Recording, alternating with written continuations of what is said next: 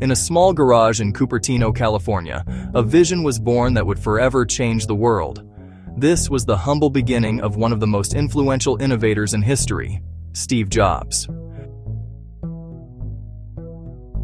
Steve Jobs was born on February 24, 1955, to two young parents who gave him up for adoption.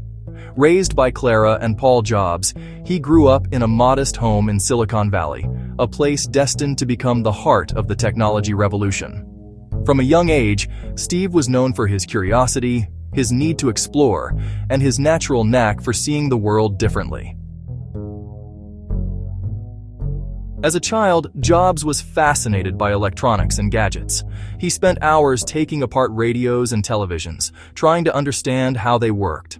But more than that, he was always questioning the way things were. Steve didn't want to accept the status quo. He wanted to make things better, simpler, and more beautiful. There's a way to make this easier. I just know there is.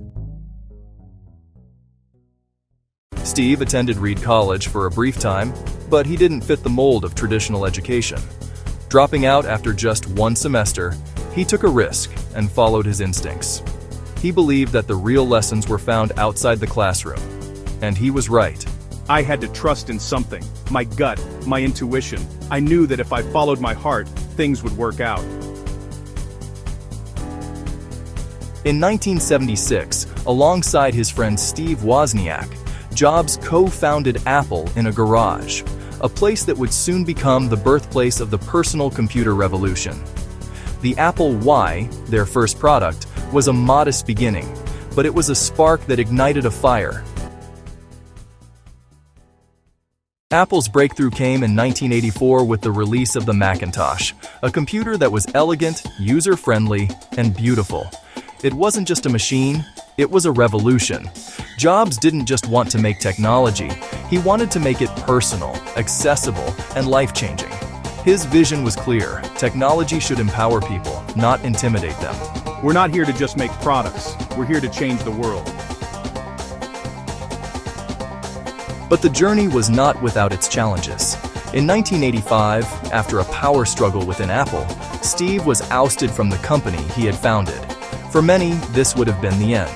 But for Steve Jobs, it was just the beginning of a new chapter. Instead of giving up, Jobs started anew. He founded Next, a new computer company, and also acquired a small animation studio called Pixar. Both ventures faced their own obstacles, but Steve's relentless drive and belief in his vision kept him going. Failure was never an option. It was a lesson, a step toward success.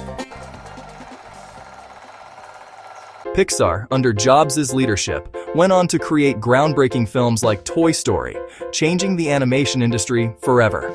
Meanwhile, Next was paving the way for the future of computing.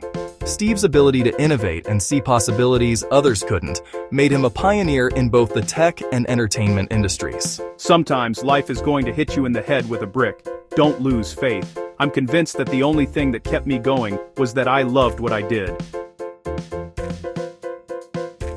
In 1996, Apple, struggling without Jobs at the helm, bought Next. Jobs returned to Apple, and with his vision and leadership, the company was reborn. He turned Apple into the world's most valuable and innovative company, launching iconic products like the iPod, iPhone, and iPad, each one transforming industries and how we live our lives. Steve Jobs' journey was far from easy, but it was always driven by one core belief: the people who are crazy enough to think they can change the world are the ones who do. He didn't settle for mediocrity. He pushed boundaries, challenged norms, and believed that perfection was achievable, even in the smallest details. In 2011, Steve Jobs passed away, but his legacy lives on in every product Apple creates, in every innovation that continues to shape our world. Jobs was more than just a businessman. He was a visionary, a dreamer, and a reminder that failure isn't the end. It's simply a stepping stone toward greatness.